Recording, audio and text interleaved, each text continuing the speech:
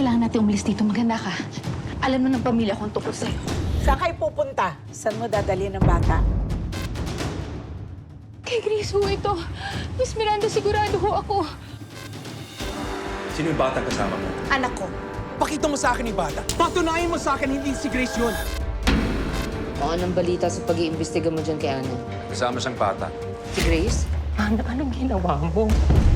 Ikaw, Ana Sarmiento, binibigyan kita ng isa pang pagkakataon. Bukas ang programa ko para sa panig mo. 1,000,000 piso sa sino mang makasasagot sa tanong na nasaan si Grace. Sabihin mo sa akin, siya ba si Grace?